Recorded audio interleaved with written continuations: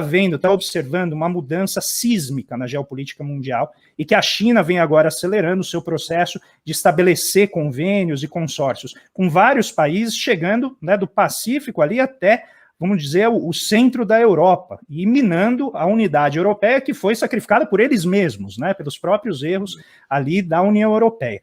Como que você faria uma análise inicial enquadrando o contexto geopolítico para a gente poder, então, entrar nas restrições que vão se impor sobre a definição de um projeto nacional?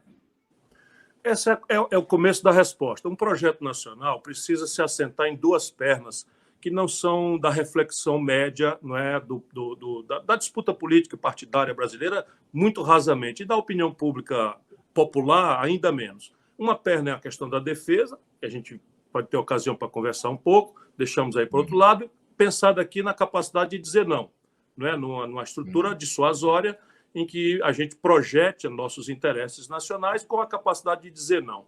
É a única coisa que o Brasil quer de uma estrutura dissuasória de defesa tecnológica, moderna, e muito longe dessa coisa que está acontecendo aí. A outra perna é uma política exterior que saia dessa dicotomia de mascate ou, na melhor homenagem que eu possa fazer, mas as de militante da Uni.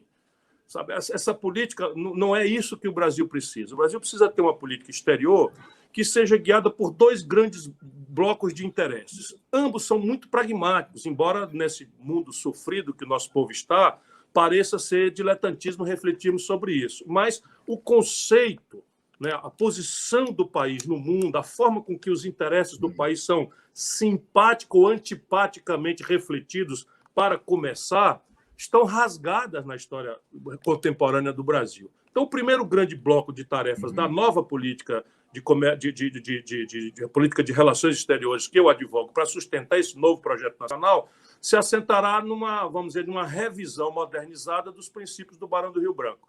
Então, algumas coisas simples de falar, mas muito complexas, nas quais o Brasil está na contramão, virando um par internacional. Solução pacífica dos conflitos, não intervenção em assuntos domésticos, não é, respeito à autodeterminação dos povos por uma ordem internacional assentada no direito e não na violência. Tudo isso são idealismos que precisam ser, de novo, objeto da disciplinada conduta brasileira, porque isso é que permitiu, por exemplo, a Oslo, na Noruega, preparar um acordo extraordinário dos palestinos com os judeus, lá ainda no governo Clinton, aquele célebre aperto de mãos do Arafat com Shimon Peres e com Yitzhak Rabin. Porque você se preserva num conceito moral que, na construção sofrida de uma ordem internacional assentada no direito e não na violência, o Brasil saiu dessa posição e tem que voltar. A segunda vai mais imediatamente à sua questão pragmática do hoje. O Brasil tem que buscar um lugar na ordem internacional em que, basicamente, guie a sua pretensão, seus acordos regionais, seus esforços multilaterais, por três grandes questões bem pragmáticas e objetivas. As três extremamente difíceis, porém absolutamente necessárias para o Brasil, e já vão antecipando uma vacina, em tempos de pandemia, né? Uma vacina às gravíssimas interdições que nós temos, estrategicamente, que estão sendo agravadas, para nos afirmarmos como uma nação desenvolvida. Então, o que é que nós vamos buscar? Um regime de preferências comerciais industriais, já vê como é o tamanho do problema. Segundo, buscar um regime de transferências tecnológicas sensíveis, um fast track, especialmente em alguns setores onde a questão de escala e a premissa tecnológica que nós temos nos permite acelerar um pouco mais. Vai ser mais difícil em satélite, em chip, mas é mais simples no complexo industrial da saúde, no complexo industrial da energia, petróleo, gás e bioenergia, enfim. E o terceiro, um regime de financiamento rebelde a Bretton Woods, as instituições de Bretton Woods. Não é? Então, esses dois conjuntos de coisas é o que eu advogo. Começando como? E se eu estiver sendo longo, enfim, é a inspiração dos mestres que estão aí me inspirando. Eu fiquei muito excitado com esse nosso encontro, porque, enfim, vocês são de fato aquilo que eu falei, e não é para agradar, não. A pena é que a gente não tem um liberal sabe, sério, que respeitando o método, venha discutir também, porque nós estamos separando as ilhas. E eu, por exemplo, discuti em Londres um debate com o Roberto Campos. Imagina o meu nervosismo, um homem extraordinário como aquele, de quem eu discordava profunda e definitivamente, mas com quem eu dava passo por antepasso com muito cuidado e zelo para dizer, mas meu mestre, meu professor, e como é que fica e tal, enfim. Mas hoje, enfim, não existe mais ninguém, a não ser o filósofo lá que se diz pensador, não vale nem a pena repetir o nome. Enfim, mas mesmo no campo dos intelectuais orgânicos do PT, eu sinto falta, sabe, de uma reflexão estratégica, porque o PT é a principal organização da esquerda brasileira e o debate foi paralisado por conta do pragmatismo eleitoral, do calendário, dos traumas que o Lula sofreu. Nós não temos mais nenhuma agenda de debate no Brasil. Mas, enfim, voltando aqui, na questão da política exterior, o primeiro passo é reestruturar o Mercosul. Da minha assinatura lá no Tratado de Ouro Preto. Qual era a intenção do Mercosul? Já vale muito a pena, não estou aí devassando nenhum segredo de Estado, que agora a gente já possa esclarecer. Na data, havia uma pressão monstruosa, e o Fernando Henrique aderiu a ela, por uma pressão direta, pessoal, isso aí já é segredo de Estado, do Bill Clinton. Eu assinei uma ata que o Itamar fez, mas havia uma pressa por estabelecer uma área de livre comércio das Américas, a ALCA.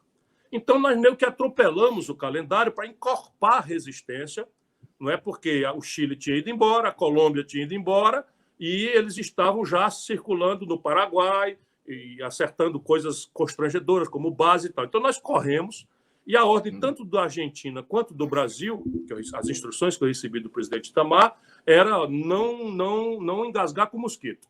Né? Temos que estabelecer o Mercosul, botar em vigor isso e tal, para a gente agora já ter uma trava, não é? Em que nós vamos ser pressionados em bloco e não mais isoladamente e tal.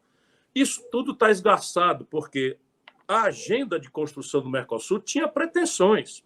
Os memorandos que valem a pena ser recuperados, falando ainda em política exterior, falavam de coisas muito audaciosas. Não é? Nós falávamos em uma moeda comum no futuro. Nós falávamos nisso, a coisa que a União Europeia galgou, a gente falava nos memorandos. Mas coisas antecedentes, o regime tributário, o regime previdenciário, as condições, controles fitossanitários, uma série de questões, não é? Para equilibrar, enfim, em direção a uma comunidade econômica real, não é? Que pudesse extrapolar para a América do Sul. Isso é tanto mais grave em tempos de escala chinesa. Não é? A China está fazendo o mesmo trabalho aqui na Venezuela. Por uma agenda política, ela está lá estabelecendo o pragmatismo e já transitou do Brasil para a Argentina o principal parceiro na América do Sul. Aconteceu já no governo Bolsonaro. E são coisas graves, gravíssimas. Né? Então, reestruturar isso, né? Na hora que o Paulo Guedes, inclusive, está falando, né? em agravamento unilateral, redução unilateral de tarifas, etc. O segundo movimento, mais importante, que eu acho, recupera também uma tradição extraordinária do gênio brasileiro quando ele aflorou. Que é assim, cada grande conflito internacional foi visto pelo líder brasileiro da data, pela liderança brasileira da data, como uma oportunidade, mais do que um risco. O Getúlio, só para dar um exemplo mais pragmático, o Getúlio ficou ali na neutralidade em relação à guerra, lembrando que os americanos também estavam na neutralidade. Não é? Só saíram da neutralidade quando o Japão, já sufocado pelo embargo de petróleo, não viu outra alternativa senão fazer o ataque e tentar, enfim, todo mundo conhece essa história, né? Mas eu quero voltar. O que é que o Getúlio faz? O Getúlio transita ali na neutralidade, em articulação com o Perón. A Argentina transitava na neutralidade.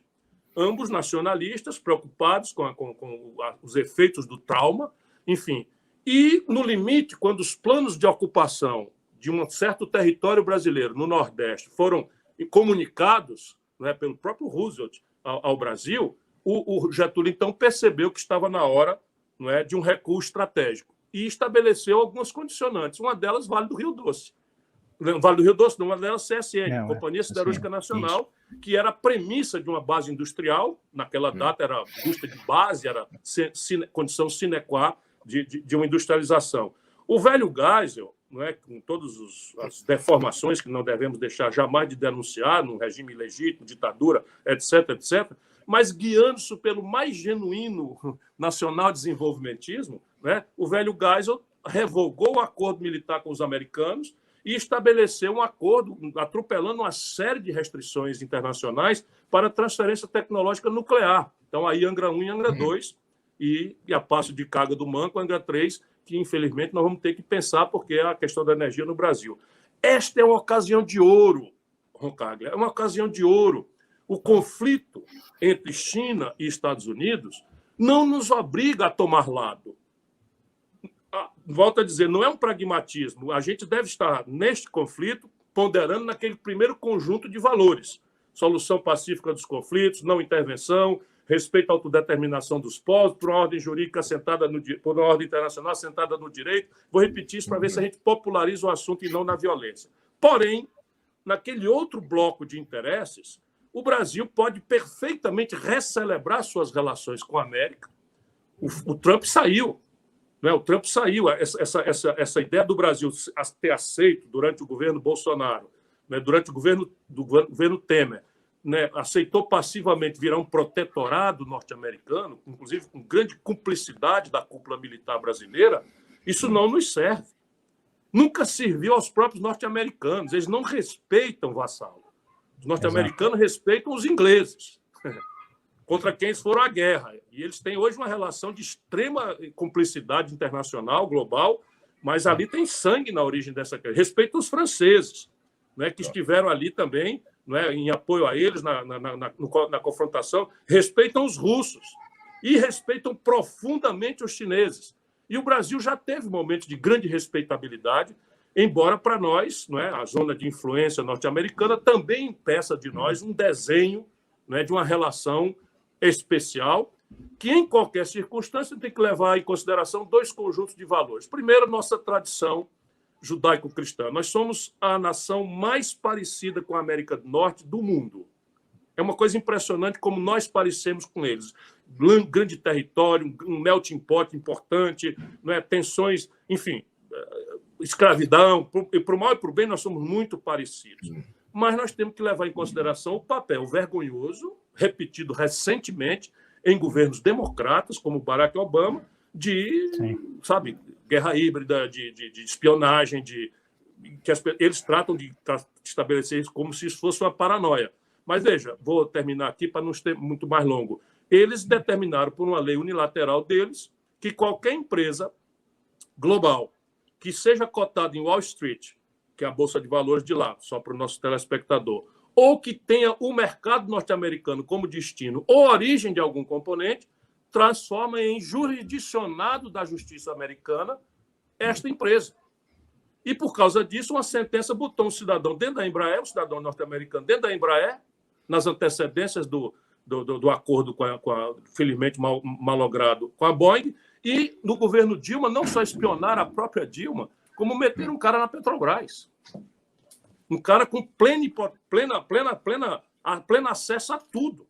Não é? E eles sabem o que é espionagem industrial, eles sabem o que é, enfim. E a gente aqui fica de pato, não é, com esses generais aí de pijama, não é, fazendo de conta. Nós temos hoje um almirante, um general, um oficial-general das Forças Armadas Brasileiras, sob comando do Comando Sul dos Estados Unidos. O que é o Comando Sul dos Estados Unidos? Na geopolítica deles, é a Quinta Frota, que se projeta no Atlântico Sul e que foi ressuscitada a partir do petróleo, do pré-sal. E essa Força Sul, todo mundo sabe que os norte-americanos não têm nenhum território no Atlântico Sul, né, abaixo da linha do Equador. É a força de vigilância dos interesses estratégicos americanos, especialmente na América Latina. Maravilha, Ciro, uma excelente, brilhante abertura. Eu vou aproveitar agora. Escreve na fila aí. Não, já estão.